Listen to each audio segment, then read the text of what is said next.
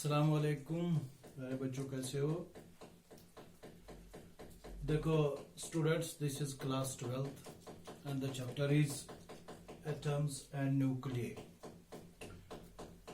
It has two parts. One is atoms and another is nuclei. Now in the atoms part we will take the first topic, that is alpha particle scattering experiment. Alpha particle scattering experiment was done by Ernest Rutherford in 1906, but at that time he could not find any good results. Now his two students, Geiger and Marsden, performed the same experiment in 1911 under the guidance and suggestions of Ernest Rutherford. That is why this experiment is called Rutherford's experiment. Now in this experiment, the main aim was to find the atomic structure. In the first instance, he put forth the experimental setup as you see in this figure. In the experimental setup we have got a lead chamber. Lead chamber in which a source of alpha particle is kept there, which is bismuth 83-214. Now it emits alpha particles and those alpha particles come out through this cavity, through this opening. Now in order to have a beam of alpha particles, these alpha particles scatter in different directions, they move in different directions, but they are rendered in a beam. In other words, we say that they are collimated by collimator. Collimator is, we are putting the lead bricks here which collimate, which render the alpha particles into a beam, and these alpha particles are made to strike a thin gold foil. This is a gold foil, a very small, a very thin strip. The size is of the order of 10 raised power minus 6 to 10 raised power minus 8 meters. Gold foil. The gold is chosen because it has a good malleability. It can be put into thin sheets. A very thin strip, a very thin gold foil was formed, and alpha particles were made to strike on the gold foil. Now in order to know the presence, in order to know where the alpha particles have gone after striking this gold foil, their location we have to find, and there is a screen, zinc sulfide screen, and a detector. As you see here, detector is nothing but a microscope, and this zinc sulfide screen is circular, as you see in this figure. There are, where the alpha particles strike, we get flashes of light, scintillations of light are obtained through this detector, which is a microscope. So this was the experimental setup in the alpha particle scattering experiment. Now after that, what happened? The alpha particles which strike over the gold foil were observed by these Geiger and Marsden.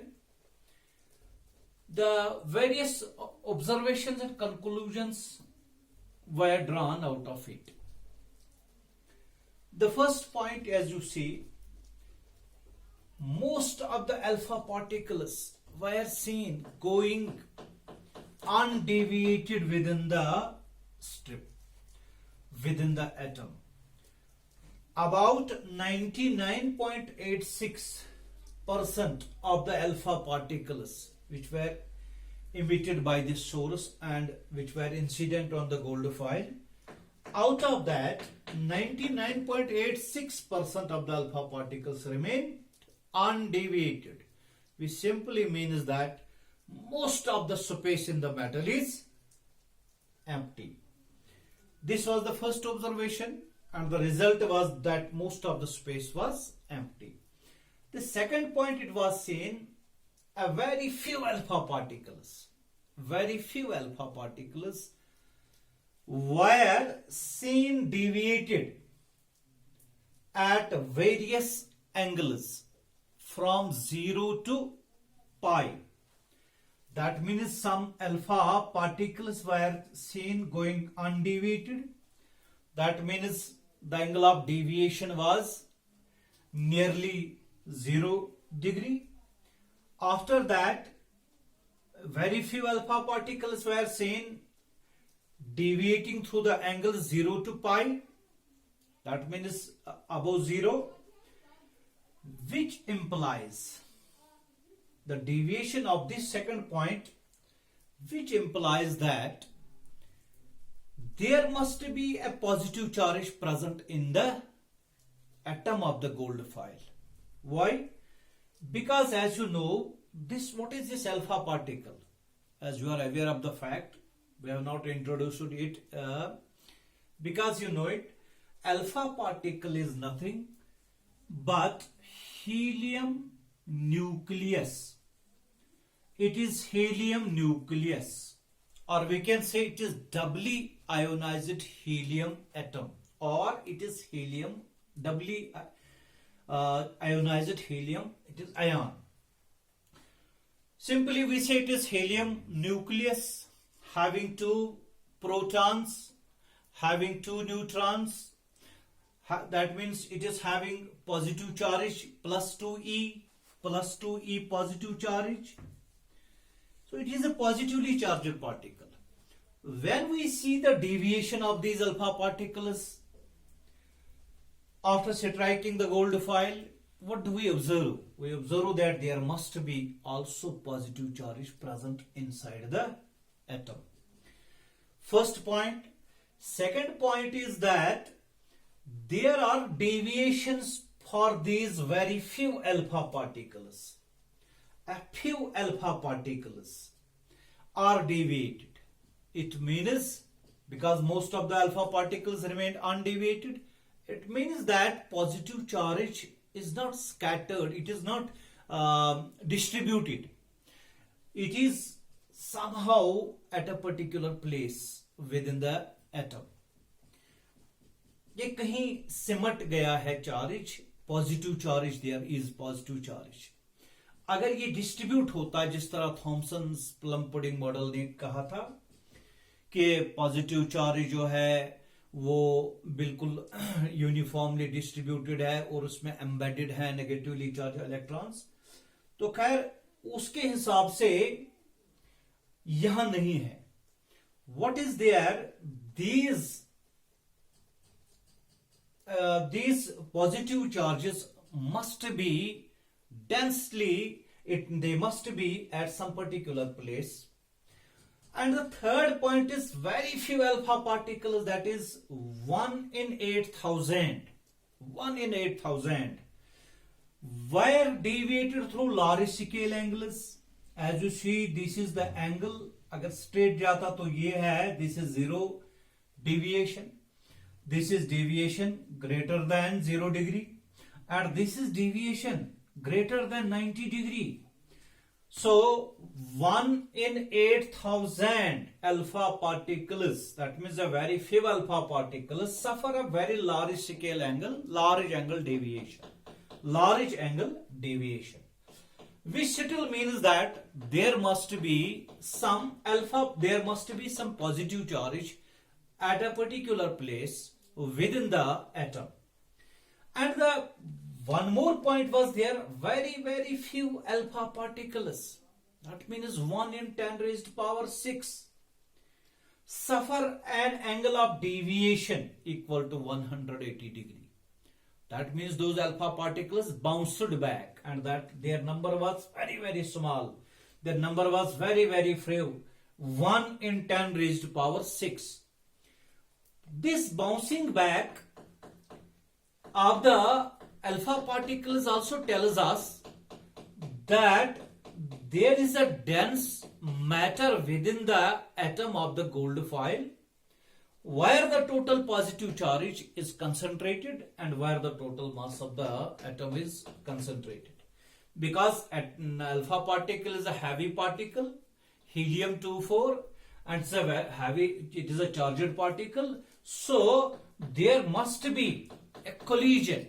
There must be a collision, head-on collision between the alpha particle and the positive charge, and the positive charge within the atom of the gold foil. These were the results.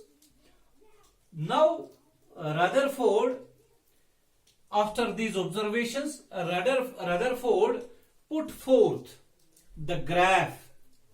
He devised a graph, now I should rub it up, between number of alpha particles scattered and the angle of scattering.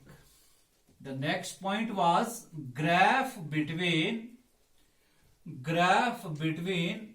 n. What is n? Number of alpha particles. Number of alpha particles scattered or deviated, bolo kuch bhi, scattered, and theta, where theta is called angle of scattering. Angle of scattering. Angle of scattering. Now the graphical representation was put forth by Rutherford like this. Say this is theta in degrees. Say this is 0 degree, 20, 40, 60 degree, 80 degree, 100, 120, say this is 180 degree. Here say it is 10 raised power 1, 10 raised power 2, 10 raised power 3, 10 raised power 4, 10 raised power 5, 10 raised power 6, 10 raised power 7, etc. This is n. Number of alpha particles scattered. Now he observed that when there was angle 0 degree, most of the alpha particles were deviated. So most of the alpha particles where they were undeviated at this very angle, theta, at this very angle 0 degree. So I should write, say this is the number at 0 theta, and when it goes to 180, it is very small number. At 0 degree it is very high because most of the space in the atom is empty, as it has been seen. And when theta, angle of scattering, is very high, say it is 180, when the alpha particle is bounced back, and there are so much values like this, the graphical representation was done like this. Graphical representation between n and theta. Rutherford gave also the relationship between n and theta like this. N was given by equal to k z square divided by sine 4 theta by 2. This is the equation, this is the relationship, empirical relationship, approximate relationship between n and theta. N is the number of alpha particles scattered and theta is the angle of scattering. From this equation it is also clear that if we take theta equal to 0, that means sine 0 is 0 and this is infinity. That means the number of alpha particles are emitted or remain undeviated. The number of alpha particles that go into the atom that is very high when theta is 0. If theta is 90 degree, sine this is 45 degree. And if theta is 180 degree, it means sine 90 and this is 1. So it is a variation between n and theta. This is also clear from the graph. Now one important point is that this n depends upon the z.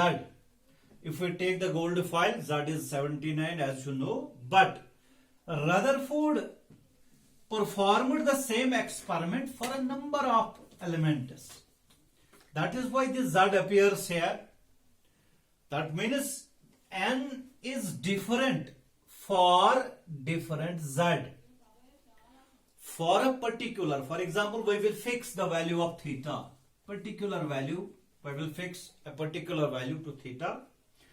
Now, then this z will decide n. At a particular value of theta, angle of scattering, the number of alpha particles deviated will be different for different elements because they are having different z.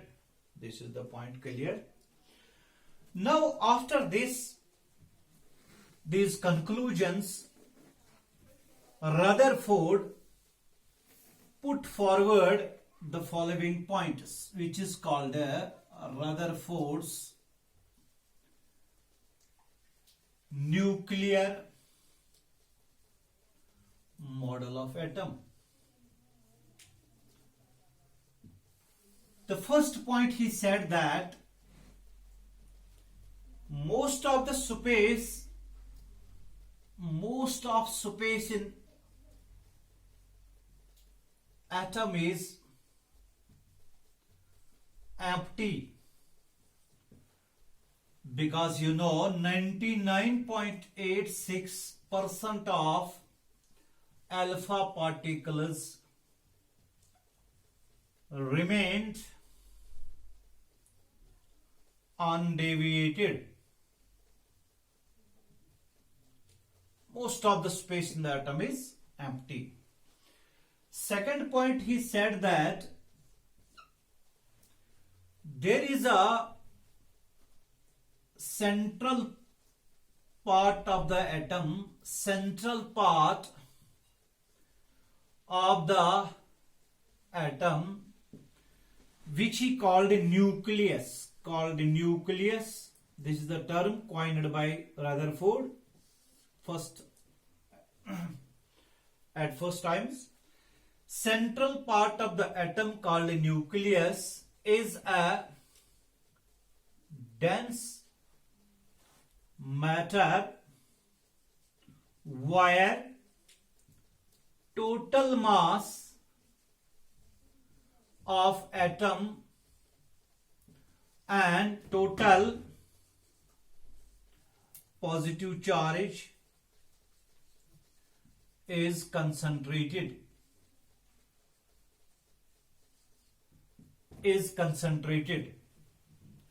First of all, he said most of the space is empty. Second point, he said that there is a central part of the atom called the nucleus where the total positive charge, total mass of the atom is supposed to be concentrated, because he observed the various deviations because of the positive charge.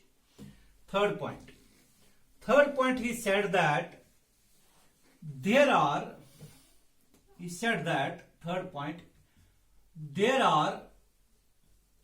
negatively charged electrons, negatively charged particles called electrons, which revolve around the nucleus in any circular orbits. The third point, he said that there are negatively charged electrons, negatively charged particles called electrons, which revolve around the nucleus. They are revolving around the nucleus. उसने ये नहीं बताया कि Thompson model के हिसाब से they are embedded, they are revolving round the nucleus in any circular orbits. यहां तो इसने गलती कर दी है, वो तो बाद में देखा जाएगा। इन एनी सर्कुलर ऑर्बिट्स, देखिए इसे कहा कि ये जो न्यूक्लियस है, न्यूक्लियस का चार्ज कितना है? न्यूक्लियस का चार्ज तो पॉजिटिव है because of presence of protons. Charge कितना होगा? जितना इसमें प्रोटॉन्स होंगे, दैट इज से Z into E plus Z into E plus Z into E, where Z is the number of protons. If Z is 1, we have 1e. If Z is 2, we have 2e, etc. Now, electrons are there in different circular orbits. Say this is an electron. It's revolving, and in any circular orbit. Also, he said that there is a electrostatic force. Electrostatic force between nucleus and electron. Electron का तो negative charge है, nucleus का तो positive charge है। इन दो के दरमियान electrostatic force of attraction होगा। That means nucleus is always pulling the electron, but Rutherford said that it is not moving towards the nucleus. ये न्यूक्लियस की टुवर्ड्स मूव नहीं कर रहा है, इसको खींच रहा है। Nucleus is pulling the electron by the electrostatic force between the electron and the nucleus, but still electron is not moving towards the nucleus. So where does this force go? It is very simple. We have got gravitational force between sun and earth. Sun is pulling the earth towards it by the gravitational force. Still earth is not coming towards the sun. So basically the main point is that force should produce acceleration. When we have force, it should produce acceleration within the electron, and which is there. Electron is changing its direction of velocity every time it is in the circular orbit. इसकी direction of velocity change हो गई, so it means this electrostatic force is utilized by the electron in the centripetal force. In other words, electrostatic force of attraction between the electron and the nucleus provides the necessary centripetal force. That means mv square by r, the centripetal force. It is equal to k z e square by r square. This is the centripetal force which is gained by the electron due to electrostatic force of attraction between the electron and the nucleus. This thing is told by the Rutherford's model of atom. Now, all these pointers clear that this is a planetary model. So what is the first point? The first point is most of the space is empty. What is the second point? Second point is that there are negatively charged particles called electrons moving, revolving around the nucleus in circular orbits. The third point is that electron does not move towards the nucleus because the electrostatic force is utilized by it in gaining the centripetal force, and it revolves around the nucleus. So this was about the Rutherford's planetary model or Rutherford's nuclear model of atom. Now before going to its drawbacks, we have got two things. Number one, we have distance of closest approach. Closest approach. Distance of closest approach denoted by R0. Now what is this distance of closest approach? We have got the lead chamber starting as we started in the experiment. This is the source of alpha particle, bismuth, and alpha particles are coming out of this. Now they are striking the gold foil here. Now there is electrostatic force of repulsion, electrostatic force of attraction between the electron and the nucleus, but there is electrostatic force of repulsion between these alpha particles and the nucleus of the atom of the gold foil. Because इनका charge तो positive है +2e, यहां तो nucleus है, इसका charge +Ze, alpha particle जो जा रहा है, तो जब ये जाएगा, when it goes towards to strike the gold foil, its kinetic energy should decrease because it has to do work against the force of repulsion. Very simple. So Aahista Aahista Aahista Aahista क्या हो जाएगा, इसकी जो काइनेटिक एनर्जी है वो कन्वर्ट हो जाएगी. Its kinetic energy gets converted into the electrostatic potential energy. Aahista Aahista ये जहां जाएगा towards the, it will go towards the nucleus. At a particular point, what should happen? Its total kinetic energy should be converted into potential energy. आगे जाएगा ये, kinetic energy कम हो जाए. Initially तो ये अपने बलबूते पे जाएगा, it will go on its own because of high kinetic energy, but it has to face the electrostatic force of repulsion. So in that case the kinetic energy decreases, but at the same time total mechanical energy should remain constant. That is, if we have initial potential energy, electrostatic potential energy plus initial kinetic energy, say kinetic energy I, it should be same as final potential energy plus final kinetic energy. Very simple. Final kinetic energy becomes 0 at a particular point. आगे जाएगा, kinetic energy इसकी decrease हो जाएगा. एक particular point पे इसकी kinetic energy तो 0 हो जाएगी. तो वो पॉइंट जहां पे इसकी काइनेटिक एनर्जी 0 होके सारी kinetic energy electrostatic potential energy में कन्वर्ट हो जाएगी, वो पॉइंट हम लोकेट करेंगे. और सेंटर ऑफ द न्यूक्लियस और उस पॉइंट के दरमियान जो डिस्टेंस है, that is r0, and that is called distance of closest approach.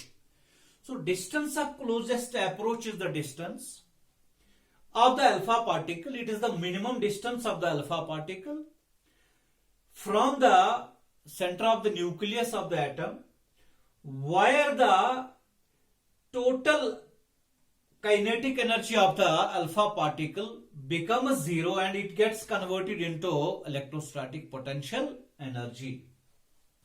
समझ में आ गया?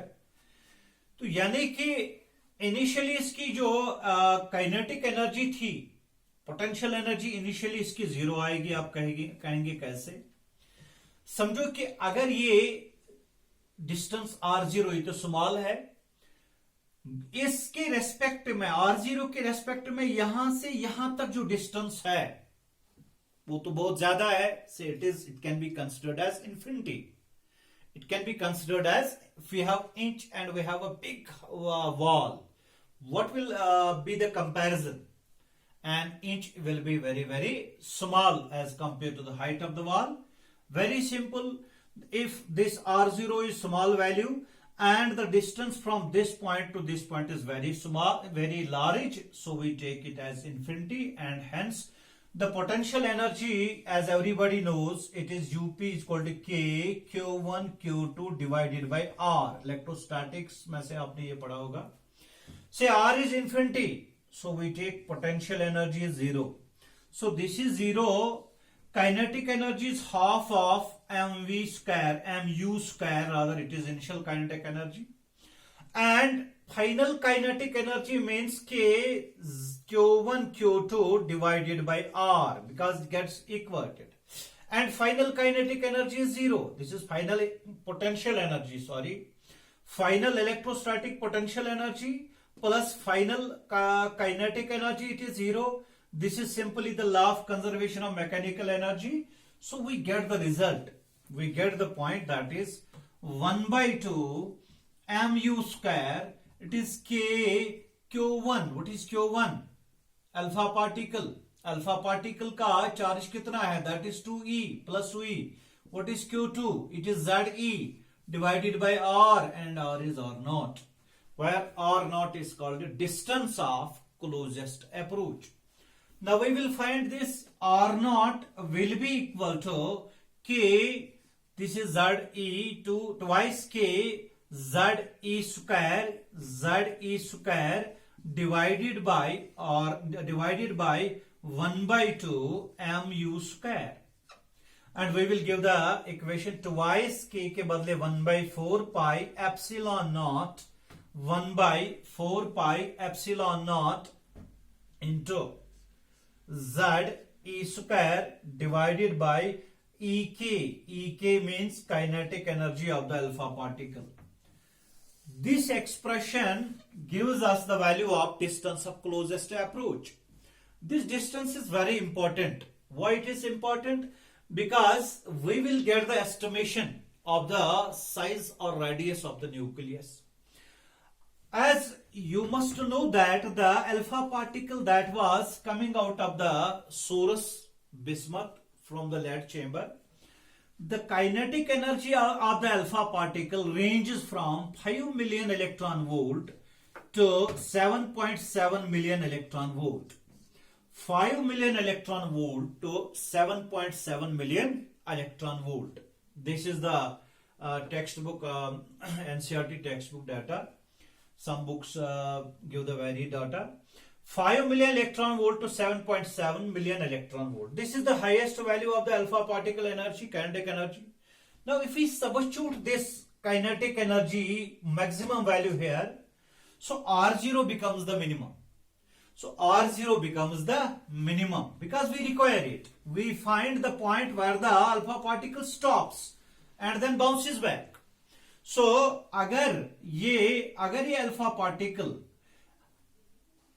अगर काइनेटिक एनर्जी अल्फा पार्टिकल की हम मैक्सिमम लेंगे तो आर नॉट का वैल्यू मिनिमम हो जाएगा. अगर ये अल्फा पार्टिकल उसकी ये डिस्टेंस क्रॉस करेगा, that means it will go into the nucleus of the atom. It will go into the nucleus of the atom. So we will substitute Z here. Z is, say it is 79 for Rm. Rm means gold.